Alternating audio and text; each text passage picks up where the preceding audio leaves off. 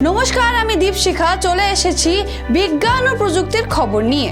এতদিন স্টেশন থেকে 20 কিলোমিটার দূরত্বের মধ্যে থেকেই কেবল টিকিট কাটা যেত অ্যাপ থেকে। ইউটিএস মোবাইল অ্যাপের সাহায্যে টিকিট কাটার ক্ষেত্রে বড় সড় বদল আনলো পূর্ব রেল।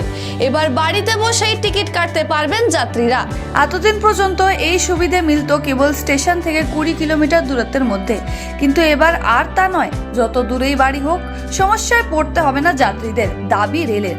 বিনা টিকিটে যাত্রা আটকাতে এই সিদ্ধান্ত বলে মনে করেছে সংশ্লিষ্ট মহল। দিনে দিনে ট্রেনে যাত্রীদের চাপ বেড়েই চলেছে। পাল্লা দিয়ে স্টেশনের টিকিট কাউন্টারগুলোতেও চাপ বেড়েছে। ভিড় সামাল দিতে এটিভিএম মেশিন চালুর পাশাপাশি মোবাইল ফোনে ইউটিএস অ্যাপের মাধ্যমেও টিকিট কাটার ব্যবস্থা চালু করেছিল রেল। তবে সেই অ্যাপের মাধ্যমে এতদিন স্টেশন থেকে 20 কিলোমিটার দূরত্বের মধ্যে থেকেই কেবল টিকিট কাটা যেত।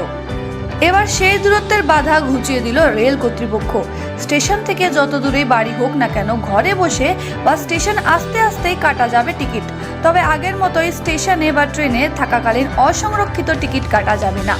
রেলের ইউটিএস অ্যাপের সাহায্যে দুরকমভাবে টিকিট কাটা যায়।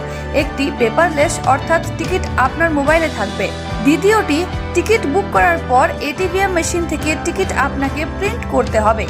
এবার দূরত্ব ঘুচিয়ে দেওয়ার ফলে মনে করা হচ্ছে বিনা টিকিটে রেল সফর বন্ধ করার পাশাপাশি পেপারলেস টিকিটিং, ডিজিটাল